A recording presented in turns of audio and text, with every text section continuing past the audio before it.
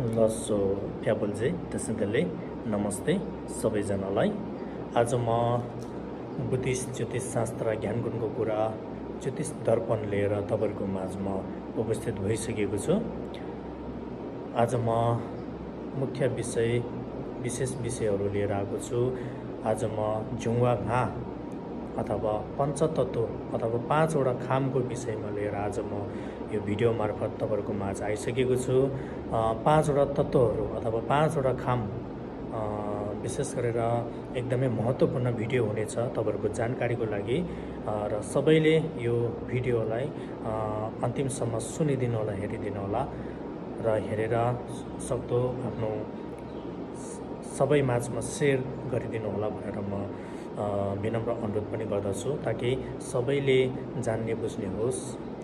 हाम्रो तामाङ समाजमा हाम्रो बुद्धिस्ट धर्म मान्ने जातिहरूमध्ये हामी तामाङ जातिहरू धर्मको हिसाबले एकदमै पछाडी परेको छ। अनि त्यही कारणले गर्दाखेरि धर्मको हाम्रो बुद्धिस्ट धर्मको हिसाबले जति पनि रीतिरिवाजहरू हुन्छ त्यो हिसाबले हामीले जति पनि जान्नुपर्ने हुन्छ र त्यतिकै हामीले आफ्नो बुद्धिस्ट ज्योतिष शास्त्रको अनुसार लो खामको विषयमा पनि अति जान्नु जरुरी हुन्छ है।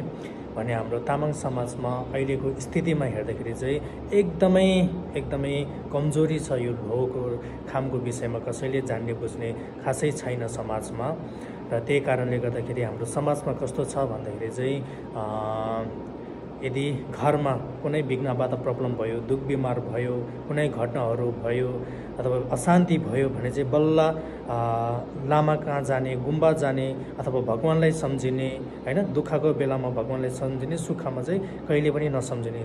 दुःखको बेलामा गुम्बा सम्झिने, लामा सम्झिने, साङ्गे सम्झिन्छ भने चाहिँ सुखको बेलामा चाहिँ न लामालाई सम्झिन्छ, न गुम्बालाई सम्झिन्छ, न साङ्गे भगवानहरूलाई सम्झिन्छ है। हो त्यो चाहिँ एकदमै हामी तामाङको नराम्रो स्वभाव छ। त्यसले गर्दाखेरि चाहिँ घरमा दुख बिमार भएन अथवा कुनै प्रब्लम विघ्न बाधा आएन भने चाहिँ न हामीले जोखाना हेर्छौँ, न पात्रोमा लोको विषयमा जान्छौँ, न खामको विषयमा जान्छौँ, न गुम्बा दर्शन गर्न जान्छौँ, न साङ्गेको दर्शनै गर्छौँ है। केही गर्दैन। यदि घरमा प्रब्लम विघ्न बाधा आएको छ, दुःखहरू भएको छ, दुख बिमारहरू भएको छ हैन, परिवारमा अशान्ति भएको छ, विभिन्न घटनाहरू घटेको छ भने चाहिँ बल्ल साङ्गेलाई सम्झिन्छौँ, गुम्बालाई सम्झिन्छौँ अनि लामालाई सम्झिन्छ। हाम्रो समाजमा त्यस्तो परिस्थिति छ। अनि बल्ल मात्रै लामालाई सम्झेर लामा कहाँ आएर जोखाना हेर्ने, के भएछ, खाममा के प्रब्लम छ, लोमा के प्रब्लम छ कि अथवा के चिजहरू पर्ख अथवा के भएको रहेछ भनेर बल्ल हामीले चाहिँ हेर्ने, जोखाना हेर्न त्यसरी आउँछ है। तर यो चाहिँ बिल्कुल यो बानी चाहिँ खराब, एकदमै गल्ती छ। हामीले सालमा एक बार चाहिँ लो फेरेपछि अनिवार्य रूपमा हेर्नै पर्छ है। यसपालिको लोमा के प्रब्लमहरू छ, कुन लोलाई के ग्रह छ, कुन लोलाई छैन, कुन खाममा के प्रब्लमहरू छ छैन, पर्ख मेवाको विभिन्न चिजहरू हुन्छ हेर्ने। त्यो सिस्टमहरूमा चाहिँ के प्रब्लम छ छैन त्यो हामीले चाहिँ सालै पछि हेर्नु जरुरी छ, बुझ्नु जरुरी छ। र विशेष गरेर तामाङहरूले चाहिँ यो लोको विषय जान्नुलाई, लो खामको विषयमा चाहिँ जान्नु अति जरुरी छ है। अहिलेको समयमा हेर्दाखेरि प्रायः जसो तामाङहरूले मेरो लो के हो त्यही थाहा हुँदैन, मेरो खाम के हो त्यो थाहा हुँदैन। यस्तो तारले चाहिँ हामीले खालि राशि गर्छौँ, मेरो यो राशि फलानु यो राशि। तर राशि चाहिँ हाम्रो बुद्धिस्ट धर्म अनुसारमा राशिको कुनै काम छैन है। राशि भनेको चाहिँ आफ्नो धर्मको हिसाबले हैन, जुनै पनि धर्मको एउटा नीति हुन्छ भनेपछि हिन्दू धर्म अनुसारमा राशिको महत्त्वपूर्ण छ भने बुद्धिस्ट धर्ममा राशिको महत्त्वपूर्ण छैन। बुद्धिस्ट धर्ममा चाहिँ लो र खामको महत्त्वपूर्ण भूमिका हुन्छ है। हो त्यही कारणले गर्दा चाहिँ हामीले बुद्धिस्ट धर्म मानिसकेपछि हामीले जान्नै पर्ने विशेष यो ज्योतिष दर्पण अनुसारमा चाहिँ बुद्धिस्ट ज्योतिष ज्ञानगुणको कुराहरूमा चाहिँ लो र खामको विषयमा चाहिँ अति जान्नु जरुरी छ। हो त्यही कारणले गर्दाखेरि नै मैले यो भिडियोहरू मार्फतै तपाईँहरूलाई अलिकति जानोस्, अलिकति बुझोस्, आफ्नो लोको विषयमा बुझोस्, खामको विषयमा बुझोस् र के ग्रहहरूदेखि लिएर के विघ्न बाधा हरेक सालमा हुने, हरेक लो चेन्ज हुँदा हुने, के हुने नहुने सम्पूर्ण कुराहरू चाहिँ ज्ञानगुणको कुरा चाहिँ यो ज्योतिष बुद्धिस्ट शास्त्र ज्ञानगुण अथवा दर्पण ज्योतिष दर्पणको अन्तरमा चाहिँ म तपाईहरुलाई दिनेछु र दिइराख्नेछु र त्यही कारणले सबैले अन्तिमसम्म चाहिँ सुनिदिनु होला है। आज म विशेष गरेर यो खामको विषयमा मैले लोगो विषयमा धेरै एक दुईवटा भिडियो बनाएर तपाईँहरूको माझमा दिइसकेको छु होइन।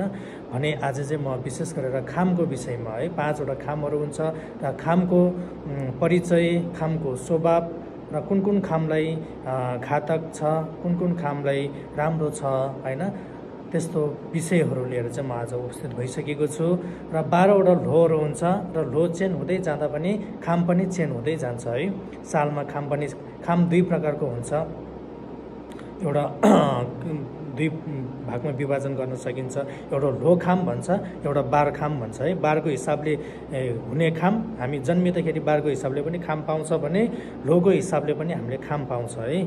हो त्यसले गर्दा चाहिँ हामीलाई जन्मेदेखि मृत्युसम्म नभई नहुने, हामी बुद्धिस्ट धर्म मान्नेहरूले है, अब हामी तामाङ जाति होस् जुनै पनि जातिहरू होस्, जन्मेदेखि मृत्युसम्म नभई नहुने एकदमै जरुरी चाहिने चिज भने चाहिँ लो र खाम हो भनेर भन्दछ है।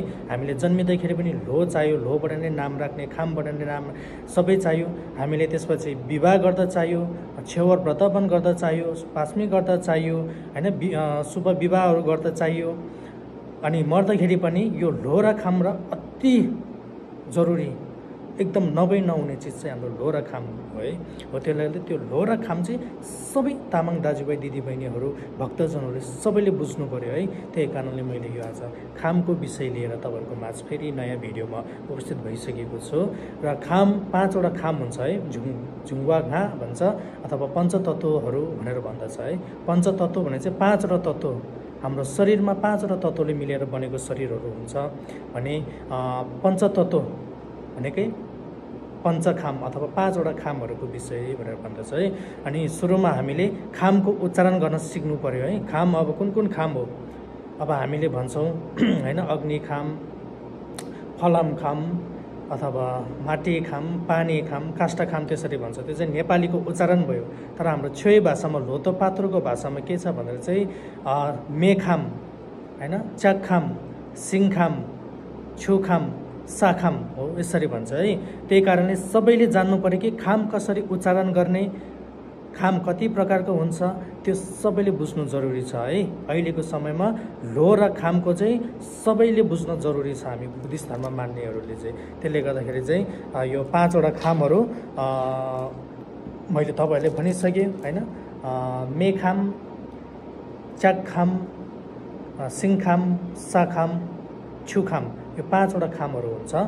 र यो 5वटा खाम चाहिँ हाम्रो लो अनुसारमा हामीले एउटा खाम पाएको हुन्छ। आफ्नो लोमा एउटा खाम हुन्छ भने बार हिसाबले पनि हामीले खाम पाएको हुन्छ है।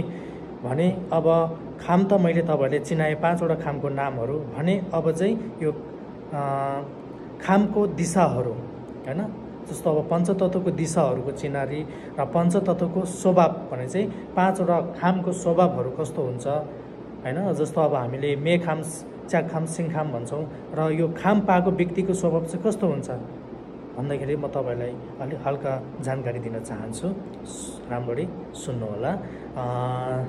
मेखाम भनेर भन्दछ है। मेखाम भनेको चाहिँ अग्निखाम र अग्निखामको स्वभाव कस्तो हुन्छ, मेखामको स्वभाव चाहिँ कस्तो हुन्छ भन्दा चाहिँ एकदमै जिद्दी टाइपको हुन्छ भन्छ है। एकदमै जिद्दी, एकदमै रिसालु, एकदमै रिस उठ्ने, एकदमै जिद्दी स्वभावको हुन्छ, एकदमै कडा स्वभावको चाहिँ मेखामको मान्छे हुन्छ भनेर भन्दछ। भने चाहिँ खाम मध्येमा सबसे कडा र एकदमै बेसी भनौँ न अलिकति कडा स्वभावको, एकदमै जिद्दी स्वभावको चाहिँ खाम मध्येमा एकदमै कडा खाम भनेर मेखामलाई चिन्छ, अग्निखामलाई। त्यही कारणले मेखाम जति पनि मेखाम भएको व्यक्तिहरू अथवा अग्निखाम भएको व्यक्तिहरू चाहिँ एकदमै जिद्दी टाइपको, एकदमै कडा स्वभावको चाहिँ हुन्छ है। कडा भएको, एकदमै जिद्दी, रिसाउने अनि एकदमै फाङफुङे होइन, मनमा कुरा नराख्ने, एकदमै फाङफुङ भनिहाल्ने होइन, एकदमै त्यस्तो टाइपको चाहिँ यो मेखामको मान्छे, अग्निखामको मान्छेको स्वभाव हुन्छ भन्छ।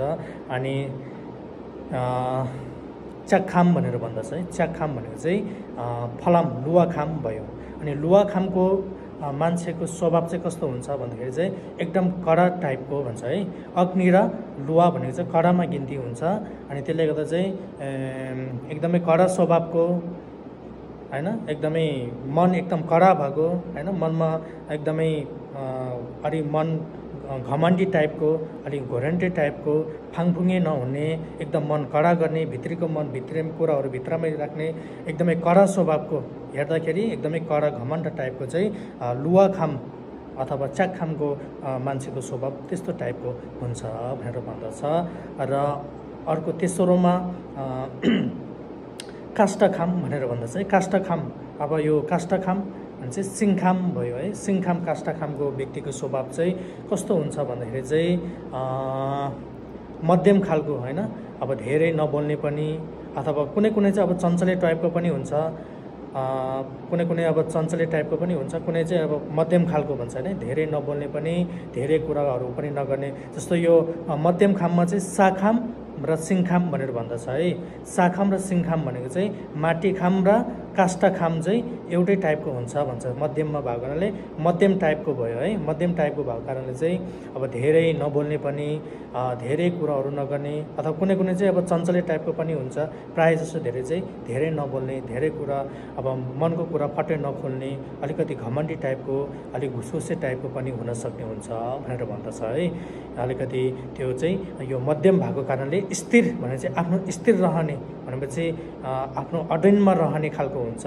त्यसले गर्दा चाहिँ फट्ट धेरै कुराहरू नगर्ने, अलिकति अब लजालुपन टाइपको पनि, एकदमै कडा स्वभाव नभएको भने चाहिँ हृदय मध्यम भएको खालको होइन, त्यस्तो टाइपको एकदम घमण्डलो त्यस्तोहरू चाहिँ नहुने खालको चाहिँ यो दुईवटा खाम साखाम र सिङखाम त्यस्तो टाइपको हुन्छ भनेर भन्दछ स्वभाव चाहिँ। भने पाँचौँमा चाहिँ छुखाम भन्छ, पानी खाम भने चाहिँ सबसे नरम खाम भनेर भन्दछ पानी खामलाई चाहिँ। अनि पानी खामको व्यक्तिको स्वभाव, छुखामको व्यक्तिको स्वभाव चाहिँ एकदमै नरम हृदय भएको, अनि एकदमै लजालुपन हुने, एकदमै भनौँ न अब लजालुपन लजस्पत टाइपको, अनि भित्रीको कुराहरू फट्ट नखुल्ने, अनि एकदमै भित्र मनमा कुराहरू गुम्साउने, अनि फट्ट अब अलिक घमण्डी टाइपको पनि हुन सक्ने होइन, अलि मन खोलेर बातहरू नगर्ने, फाङफुङे, रिस कडा नभएको, एकदमै दयालु स्वभावको, कसैले करायो भने पनि एकदमै चुप्लाएर बस्ने, एकदमै नरम खाम भएको कारणले गर्दाखेरि हतपत रिस पनि नउठ्ने है, एकदमै हतपत रिस पनि नउठ्ने, र कसैले कराउने हेनतेन भनेपछि चुप लाएर बस्ने, त्यस्तो टाइपको स्वभावको हुन्छ है। भनेपछि अग्नि खामलाई जित्ने चाहिँ पानी खाम हुन्छ होइन, आगोमा पानी हालेपछि निप्ने हुन्छ हो। त्यसले गर्दाखेरि चाहिँ यसरी चाहिँ पाँचवटा खामको स्वभाव चाहिँ यस्तो हुन्छ है। भने चाहिँ अझ विस्तृत रूपमा जानकारी कसैले अब धेरै कुराहरू छ यसमा होइन, तै पनि मैले छोटकरीमा तपाईँहरूलाई चाहिँ यो बुझाइदिएको पाँचवटा खामको स्वभावहरू कस्तो कस्तो हुन्छ भनेर है। अनि यो मैले पाँचवटा खाम के खाम हो भनेर तपाईँहरूले सिकाइदिएँ। अब धेरै कुरा गऱ्यो भने चाहिँ अब भिडियो पनि धेरै लामो हुन्छ, तपाईँहरूले सुन्नुलाई बुझ्नुलाई पनि अति गाह्रो हुन्छ। भने चाहिँ मैले आजलाई यति मात्रै है, यो पाँचवटा खामको उच्चारण कसरी गर्ने होइन, नेपालीमा कसरी उच्चारण, अथवा लोधोपात र बुद्धिस्ट भाषामा कसरी उच्चारण गर्ने, र पाँचवटा खामको चाहिँ स्वभावहरू कस्तो छ होइन, स्वभावहरू चाहिँ कस्तो हुन्छ, त्यो व्यक्तिको पाँचवटा खाम हुने जुन जुन खाम व्यक्तिको स्वभाव कस्तो हुनेछ भनेर मैले यो स्वभावको विषयमा पनि भने अर्को भिडियोमा चाहिँ म यो पाँचवटा खामको चाहिँ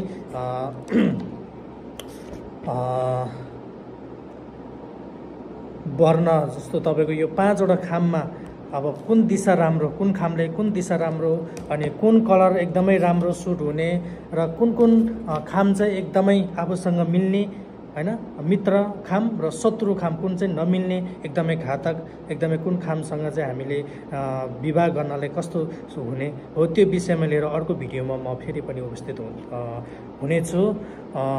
अहिलेको लागि चाहिँ यो मैले खामको छोटो परिचय दिएको छु। सबैले यो भिडियोलाई हेरिदिनु होला र हेरेर सक्दो सबैले सेयर गरिदिनु होला, र यस्तै यस्तै भिडियोहरू लिएर यो बुद्धिस्ट ज्योतिष शास्त्र ज्ञान गुणको कुरा, ज्योतिष दर्पणहरू लिएर म फेरि पनि अर्को भिडियो मार्फत आउनेछु भन्दै सबैलाई लस्सो फ्यापुल्जी तसिदले नमस्ते।